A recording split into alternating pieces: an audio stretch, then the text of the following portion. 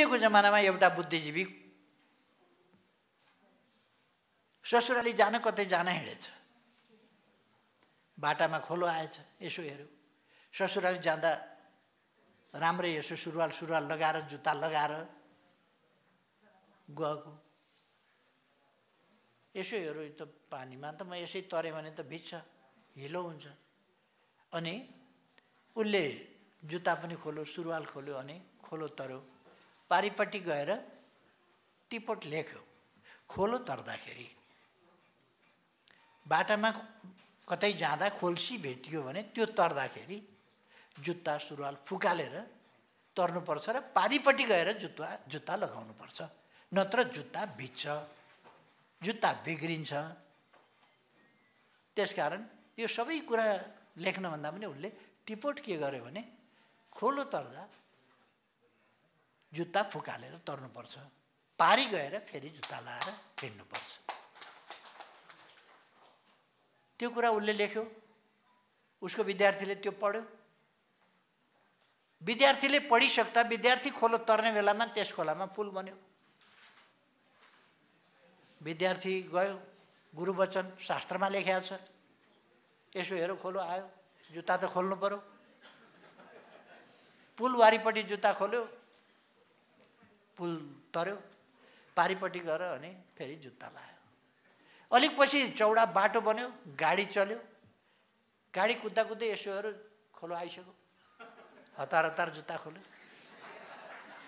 गाडीले पुल पारी पुगेपछि अनि फेरि जुत्ता पारिपट्टि गएर हतार हतार जुत्ता लायो, चढिरहेछ गाडीमा। यस्तो शास्त्र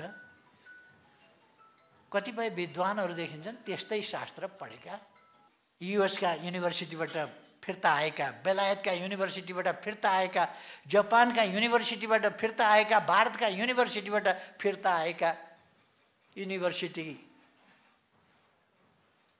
खुब युनिभर्सिटी चपाएर आएका हौँ भन्नेहरू, डेमोक्रेसी देखेर डेमोक्रेसी सिकेर आएका हौँ भन्नेहरू। एउटा विश्वको अनुभव के छ भने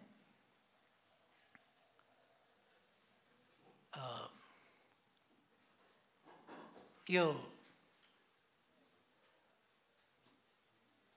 विकास सिक्न बाहिर गयो भने पनि अलिअलि सिक्न सक्छ, तर आफ्नै तरिकाले विकास अगाडि लानुपर्छ, नक्कल गर्न सक्दैन।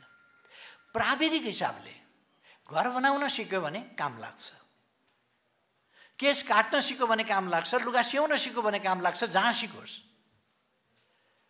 सर्जरी गर्न सिक्यो भने काम लाग्छ, बिमारी जाँच्न सिक्यो भने काम लाग्छ, इन्जिनियर भएर नाप्न सिक्यो भने काम लाग्छ, प्लानिङ गर्न एउटा प्लानर भएर प्लानिङ गर्न सिक्यो भने काम लाग्छ, म्यानेजमेन्ट सिकेर म्यानेजर भयो भने काम लाग्छ। बाहिरबाट पोलिटिक्स सिक्यो र बाहिरको जस्तो पोलिटिक्सका यहाँ आएर पाण्डित्य छाट्यो भने गफ काम लाग्दैन।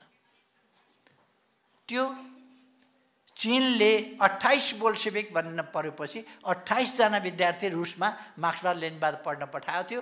ती फर्केर आएपछि तिनीहरूले चिनिया कम्युनिस्ट पार्टीलाई धुर्कै रुवाए। ती चीनमा मार्क्सवादी लेनिनवादी विश्वविद्यालयमा पढे, मार्क्सवाद लेनिनवाद क्रान्ति कसरी हुन्छ भनेर त्यहाँ जे भएको थियो त्यो नपढे, तिनीहरूले जे भएको थियो वहाँ त्यो पढे, त्योभन्दा वरपर गर्न दिँदैन। यहाँ त्यस्तो परिस्थिति यहाँ छैन। अनि त्यस्तो बुद्धिजीवी कस्तो हुन्छ? क्रान्ति सिकेर आएको बुद्धिजीवी कस्तो शास्त्रीय हुन्छ, शास्त्रवादी हुन्छ।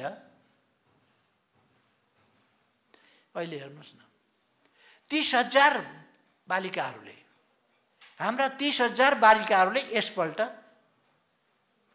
नर्सिङ पढ्छौँ भनेर एप्लाई गरे।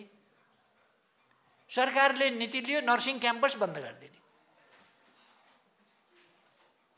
र बढीमा 1,000 बालिकाहरूले नर्सिङ पढ्न पाउँछन्। यहाँ 29,000 बालिकाहरू बाहिर जान्छन्, नहुने रोएर बस्छन्, नहुने अरू कुनै विषय पढ्लान्, नत्र भने बाबुआमाले च्याना पुल्टन गरिदिन्छन्, चिरिपरि पार्नु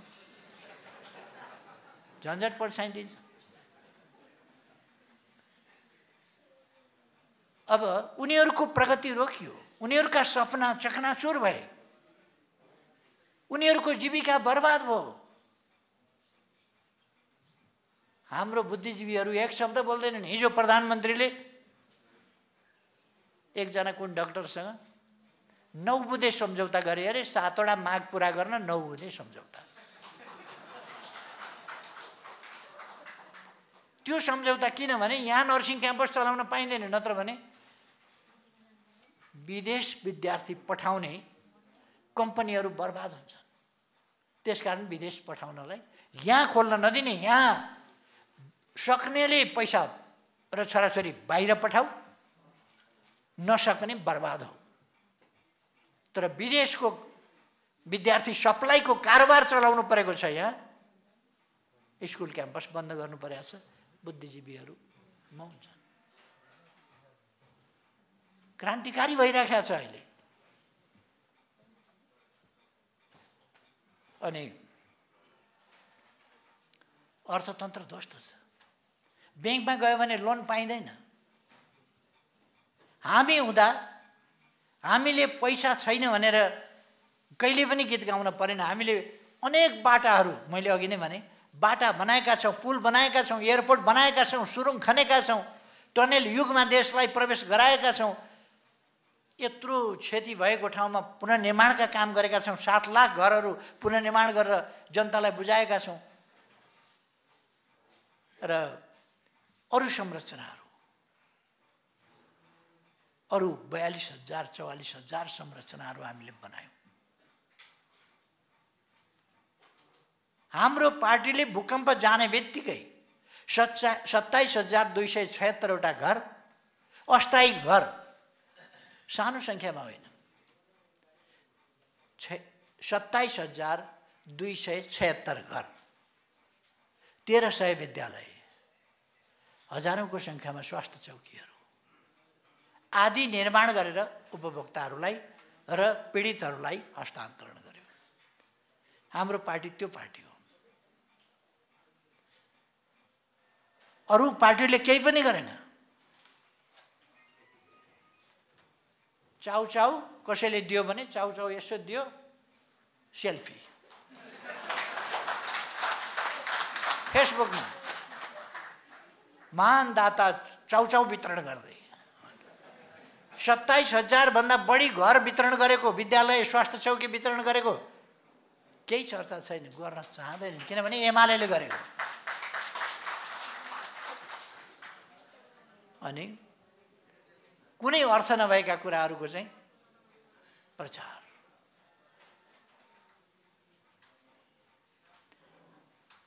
तर त्यति बेला सरकारको जे गरे पनि आलोचना, बाटो खन्छ आलोचना, धरहरा बनायो आलोचना, रानी पोखरी बनायो आलोचना, दरबार हाई स्कुल बनायो आलोचना, अर्को संरचना बनायो आलोचना, भत्किएका अनेक पुरातत्त्विक महत्त्वका कुराहरू निर्माण गर्यो आलोचना, पुनर्निर्माण गर्यो आलोचना, कृषि आधुनिकीकरण कार्यक्रम चलायो आलोचना, कृषि उत्पादन वृद्धि गर्यो, शहरीकरण गर्यो, फलाम कारखाना पत्ता लगायो, तेलको दैलेखमा गरिराखेको छ अन्वेषण, त्यसै गरी बैतडीमा गरिराखेको छ अन्वेषण,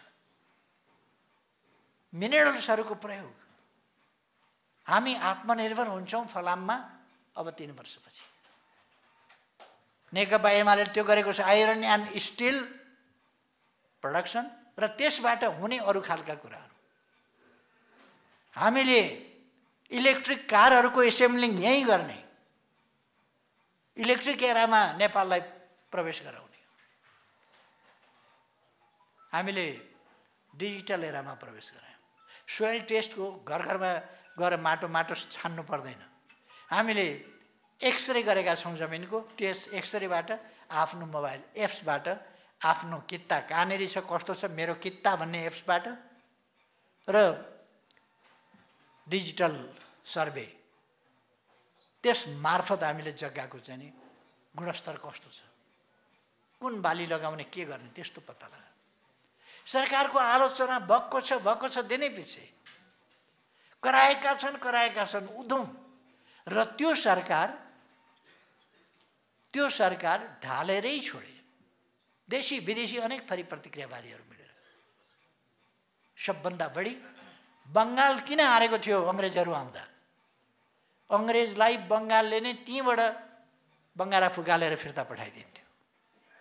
तर किन सकेन बङ्गालले भन्दा मिर्जाफर भन्ने प्रधान सेनापति बङ्गालको, ऊ चाहिँ अङ्ग्रेजले खुवाएको घुसमा बिक्यो, अङ्ग्रेजका लागि काम गर्न थाल्यो। लड्नुपर्ने सेनाले आफ्नै सेनापति अङ्ग्रेजको दलाल भएपछि के गर्ने? त्यसपछि उसलाई हटाएर मीर कासिम भन्ने उसको ज्वाइँलाई सेनापति बनाइयो।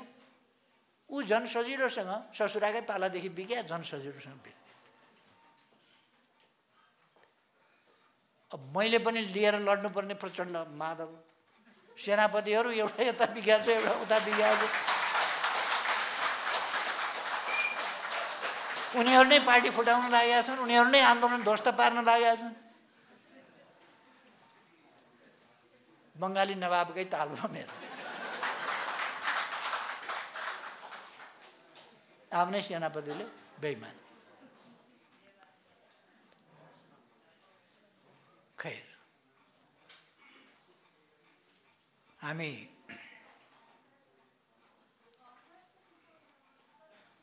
यो देश गरिब हुन सक्ने होइन भन्ने कुरा हामीले बुझ्नुपर्छ र यसलाई अब बढी गरिबीमा रहिरहन दिन हामी सक्दैनौँ। यसलाई समृद्ध नेपाल र सुखी नेपालीमा परिणत गर्नुपर्छ।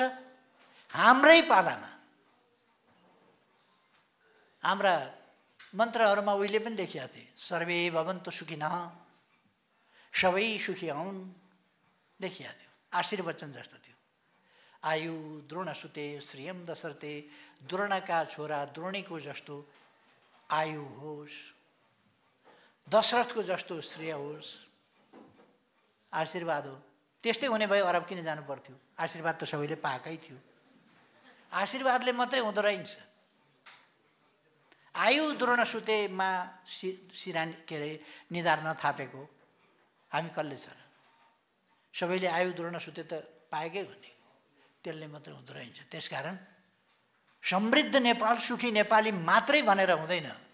त्यो त शास्त्रले पनि भनेको थियो, मन्त्रले पनि भनेको थियो, सर्वे भवन्तु सुखिनः, सर्वे सन्तु निरामया, सर्वे भद्राणि पश्यन्तु मा कश्चित् दुःख भाग्छन् भनेको थियो।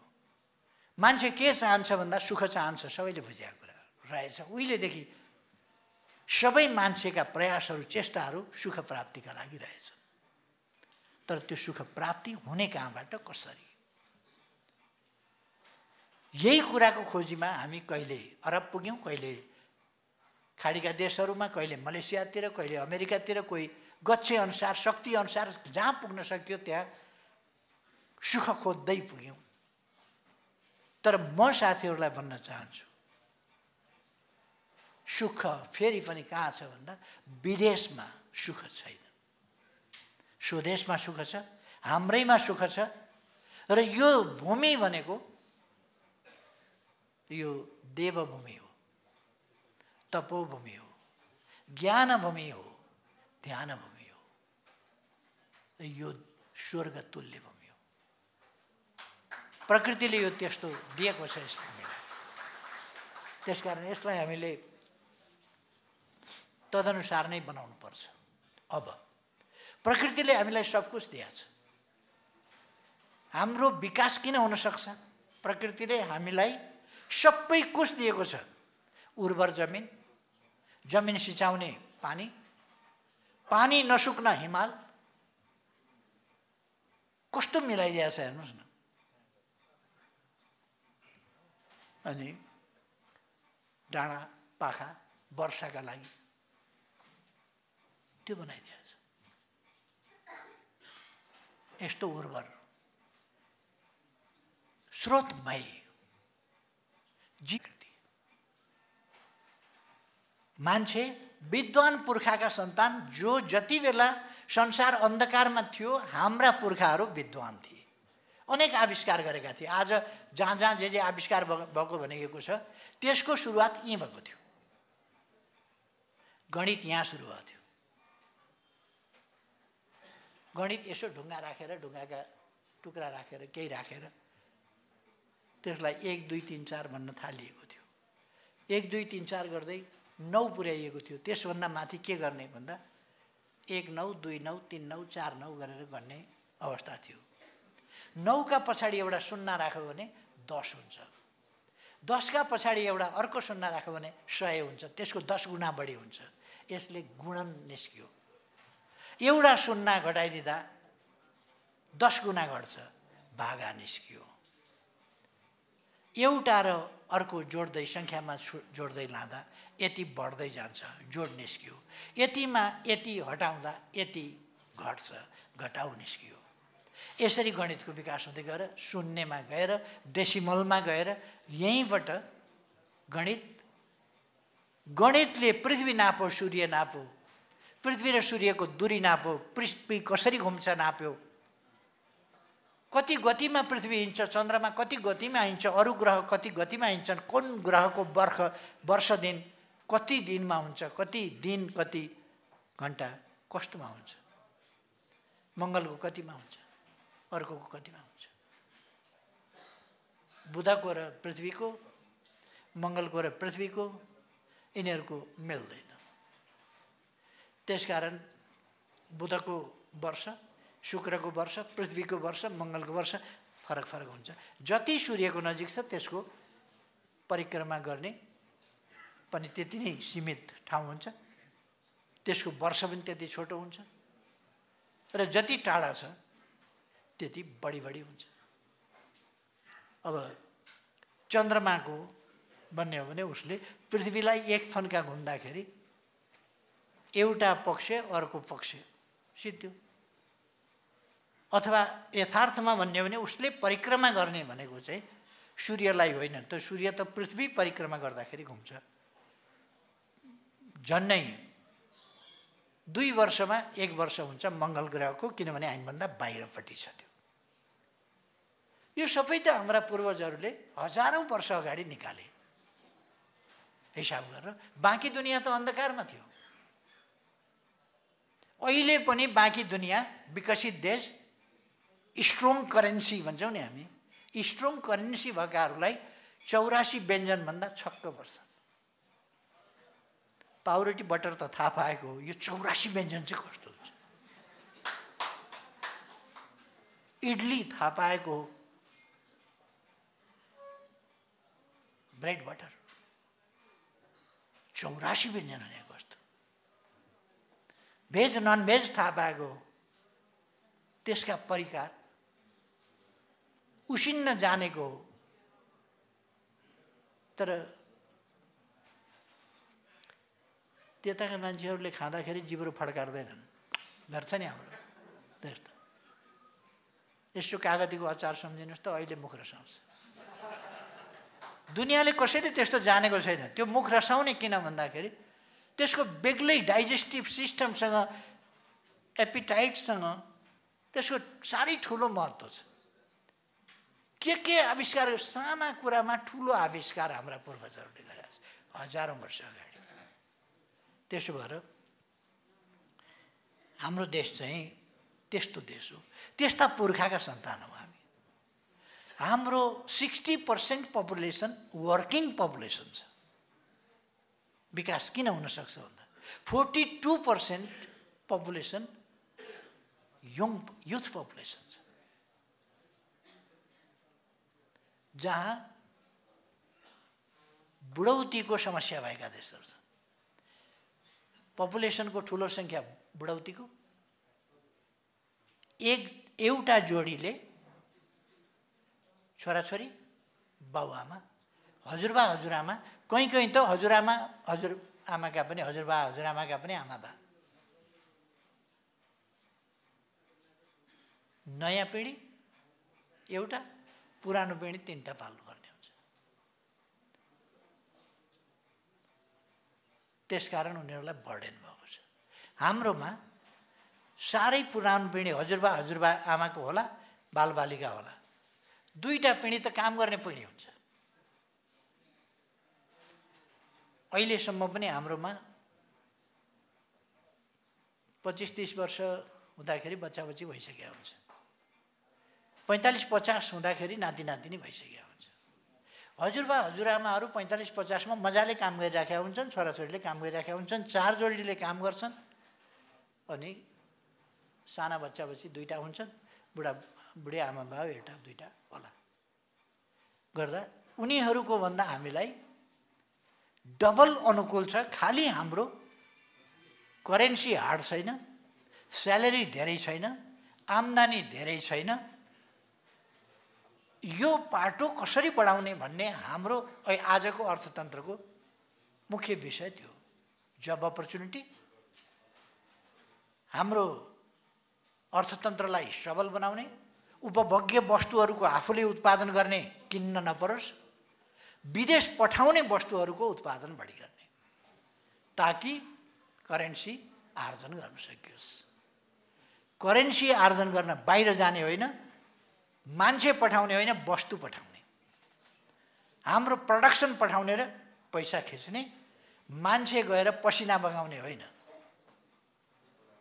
पसिना यहाँ बगाउने, उत्पादन यहाँ गर्ने, धनी यसलाई बनाउने, करेन्सी खिच्ने। अहिले के गरेछ भने अरूले अलिअलि करेन्सी दिएर हामीलाई सोझै खिचेको छ। उनीहरूले हामीलाई नै तानेर त्यहाँ लान्छ, हामीबाट देश बनाउन लाउँछ, यति करेन्सी दिएर पठाउँछ। त्यस स्थितिलाई हामीले उल्टाउनुपर्छ र यहाँ तयार गर्नुपर्छ। विकसित धनी बनेका देशमा फिजिकल लेबरको काम, त्यसको मूल्य धेरै महँगो छ। एउटा डाक्टर जोडीले एउटा काम गर्ने सहयोगी घरमा राख्न सक्दैन, किनभने उसको स्यालेरी, ती 2टाले स्यालेरी दिँदा तिनीहरूको घर चलाउन गाह्रो पर्छ, त्यति महँगो हुन्छ त्यो फिजिकल लेबर। सबै एजुकेटेड मान्छे छ, फेरि पनि फिजिकल लेबर गर्छ भनेदेखि अलिकति एजुकेटेड मान्छेले लिने भन्दा अलिक बढी लिन्छ उसले। त्यसो भएर अब मैले यी सबै कुरा भनेको तपाईहरूले जुन अर्गनाइजेसन आजको भेलाबाट नीति, अवधारणा, घोषणा र विधान समेत तपाईहरू वैचारिक हिसाबले सङ्गठित, सङ्गठनको हिसाबले सङ्गठित र त्यस सङ्गठनलाई चलाउने विधान सहितको निर्दिष्ट एउटा सुदृढ आबद्धताका साथ अगाडि बढ्ने जो अठोट गर्दै हुनुहुन्छ त्यो साह्रै प्रशंसनीय र यो एउटा उल्लेखनीय कुरा छ। यसले एउटा नयाँ च्याप्टरको सुरुवात गरेको छ।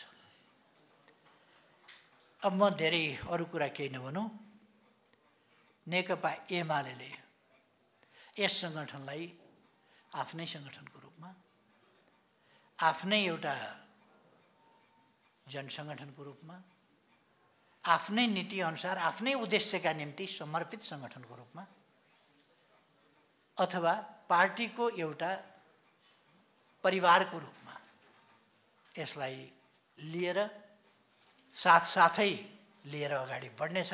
त्यसका निम्ति पुराका पुरा साथ पुऱ्याइन्छ। त्यसकारण साथीहरू ढुक्क भएर उत्साहका साथ अगाडि बढ्न म सबैलाई आग्रह गर्न चाहन्छु, तपाईहरू अगाडि बढ्नुहोस्। अब मैले धेरै समय नलिउँ, मलाई लाग्छ मैले भन्ने कुराको इन्डिकेसन, एउटा कुन डिरेक्सनमा हामी जाँदैछौँ, कुन दिशामा भन्ने कुरा सम्बन्धी मलाई लागेको कुरा मैले अलिकति भने। अरू कुराहरू तपाईहरूले लेखेका कुरा मैले दोहोऱ्याइरहनु परेन। तपाईहरूका भोगाइका कुरा मैले, तपाईहरूले भोगेर आउनुभएको छ, मैले त्यसको वर्णन गरेर समय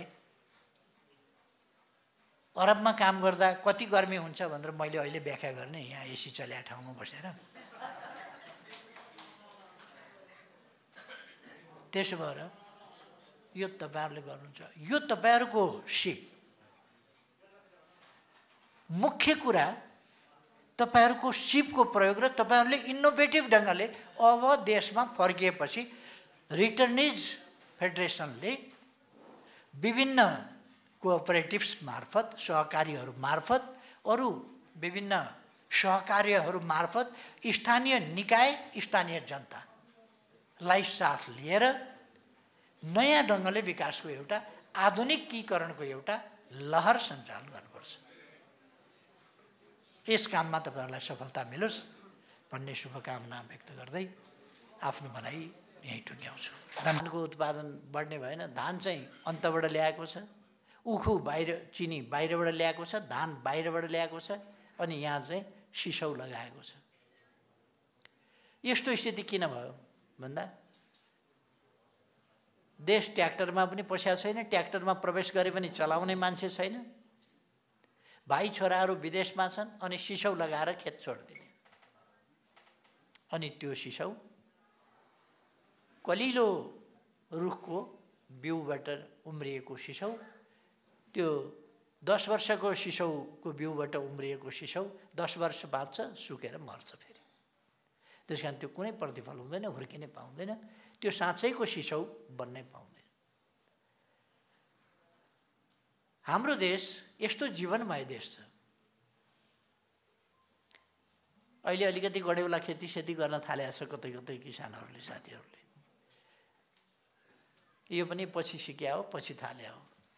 गडेउलाको खेती कसले गर्थ्यो, भ्यागुताको खेती गर्थ्यो, बाँदरको खेती कसले गर्थ्यो, बाघ भालुको खेती कसले गर्थ्यो, हात्ती गैँडाको खेती कसले गर्थ्यो? कसैले त खेती गरेको त होइन। सालघारी कसले लगाएका हुन्, सिसौघारी कसले लगाएका हुन्, खयरघारी कसले लगाएका हुन्, यार्चा गुम्बा कसले उमारे हो? आफै उम्रिन्छ। निमका रुख कसले उमार्यो, अरू रुखहरू कसले उमार्यो? सबै त आफै उम्रिन्छ। झारपात आफै उम्रिन्छ, फलफुल आफै उम्रिन्छ। यदि आरा बन्चरो लिएर जङ्गल नपस्ने हो भने 10 वर्षमा जङ्गलामय भइसक्छ देश।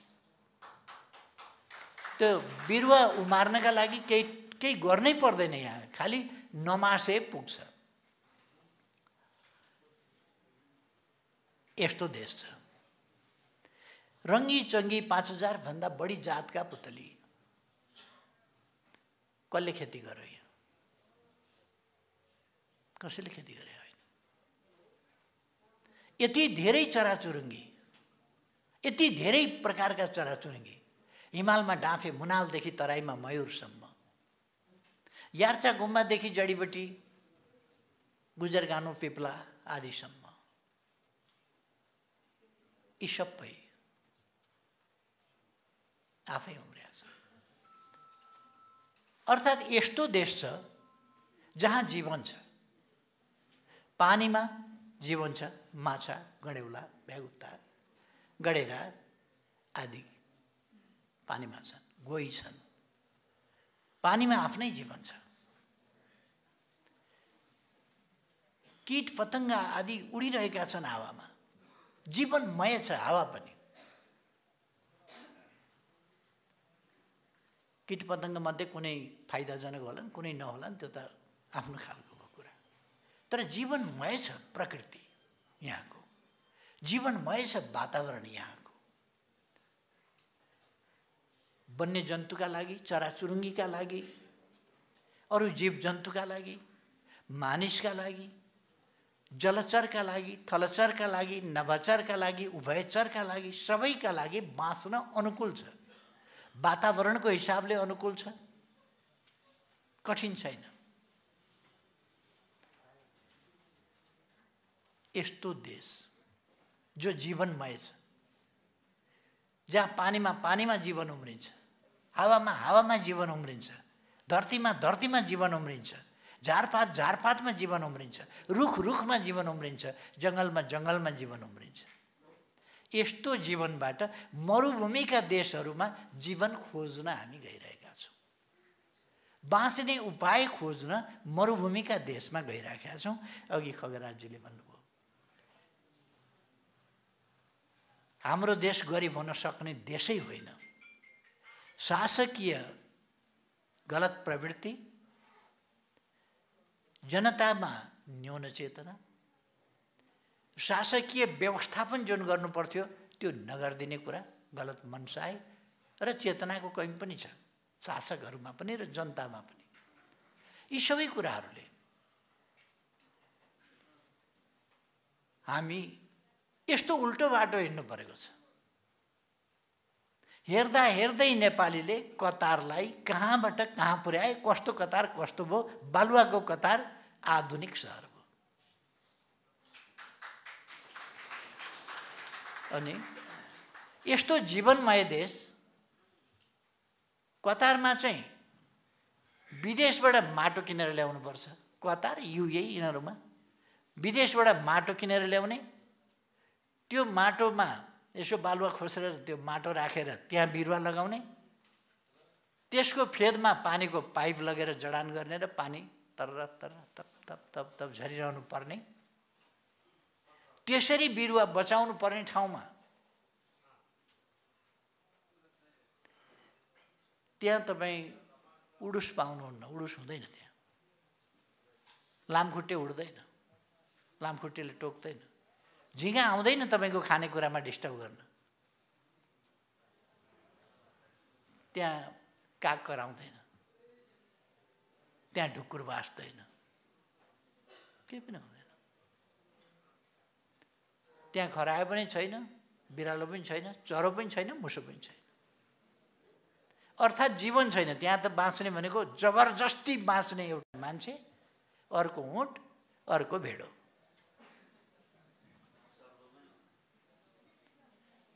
यो तीनटा चाहिँ जबरजस्ती बाँच्ने खालका चिजहरू हुन्थ्यो। भेडो भनेको हिमालमा पनि बाँच्छ, तराईमा पनि बाँच्छ, मरुभूमिमा जहाँ पनि बाँच्छ। यो मान्छे पनि हिमालतिर लग्यो भने पनि बाँच्छ, 50 डिग्रीमा पनि बाँचिया छ, -50मा पनि बाँचिया छ। ऊँट पनि त्यस्तै त्यस्तै, महिना दिन पानी नखाए पनि अलिकति रिजर्भ बोकेर हिँड्छ, त्यसैले काम चलाउँछ, महिनौसम्म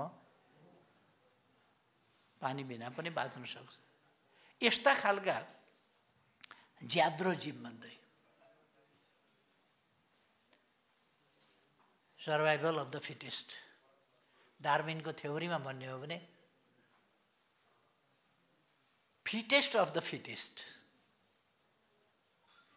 त्यो फिटेस्ट मात्रै होइन कि तिनीहरू मध्ये पनि सर्वाधिक फिटेस्ट खालका जीव मात्रै सर्भाइभ गर्न सक्ने ठाउँमा हामी जीवन खोज्न गइराखेका छौँ भने हाम्रा निम्ति कस्तो कस्तो खालको चाहिँ एउटा हामी कति अभिशप्त स्थितिमा छौँ, जुन स्थिति बदल्न पर्छ। यो आफ्ना ठाउँमा छ। यो आजको भोलि फेरि बदलिहाल्नेवाला छैन। हामीले,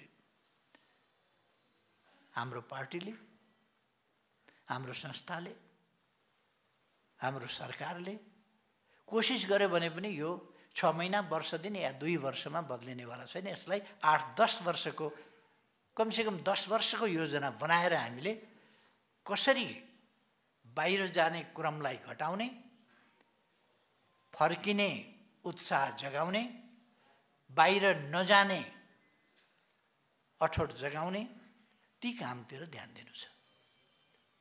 दुईटा कुरा छ। एउटा, रोजगारी नपाएर, जीविका नपाएर मात्रै हामी विदेश गएका छौँ भन्ने पनि होइन। खेत बाँझै छन् त, बारी बाँझै छन् त, त्यहाँ फलफुल रोप्यो भने, त्यहाँ सब्जी रोप्यो भनेदेखि हुन्छ। अब त झन् साह्रो, हिजोको जस्तो मार्केट पाइन भन्ने स्थिति, बहुत थोरै ठाउँमा मार्केट पाइने भन्ने स्थिति छ। नत्र भने अब हामीले सडक सञ्जालले देशलाई जोडेका छौँ र जिल्ला जिल्लामा, गाउँ गाउँमा सडक पुगेको छ। र आम रूपमा भन्ने हो भने सडकको कमी छैन। जहाँ पुगेको छैन त्यो पनि 1-2 वर्ष 3 वर्षभित्र हामी पुर्याइसक्छौँ। त्यसकारण अब 5 वर्षको प्लानिङ गर्ने हो भने हामी कृषि क्षेत्रलाई आधुनिकीकरण गर्न सक्छौँ। खेत बाँझो छोडेर, बारी बाँझो छोडेर बाहिरिने स्थिति पनि छ। त्यो किन बन्यो? त्यो प्रवृत्ति हामीमा कसरी आयो भन्दा अनावश्यक हिंसा देशमा मच्चियो। अनावश्यक हिंसा। संविधानले परिवर्तनको बाटो दिएको छ, कानुनले दिएको छ। शान्तिपूर्ण ढङ्गले परिवर्तन गर्न सकिने अवस्था छ। शान्तिपूर्ण ढङ्गले जनताका बीचमा जान पाउने, जनतालाई सचेत गर्न पाउने, सङ्गठित गर्न पाउने, जनताको अभिमत लिएर सरकार बनाउन पाउने र सरकार सञ्चालन गर्न पाउने अवस्था छ। अलिकति इज्जत छोड्ने हो भने त कहिले पनि सरकारबाट हट्न नपर्ने अवस्था छ। जस्तो प्रचण्डजीहरू हट्नुहुन्न, हुँदा पनि उहाँहरू सरकारमै हुनुहुन्छ, काङ्ग्रेस हुँदा पनि सरकारमै हुनुहुन्छ, अर्को हुँदा पनि सरकारमै हुनुहुन्छ। अलिकति इज्जत छोड्यो भने त जहिले पनि सरकारमा बस्न पाइने खालको इज्जत साथ मात्रै कि सरकारमा हुन्छ कि प्रतिपक्षमा हुन्छ, कि आफ्नो नीति कार्यान्वयन गर्छ कि गलत नीतिका विरुद्ध लड्छ र आफ्नो नीति कार्यान्वयन गर्ने तरिका बनाउँछ। अब हामी बीचमा एउटा अनावश्यक हिंसाको चपेटामा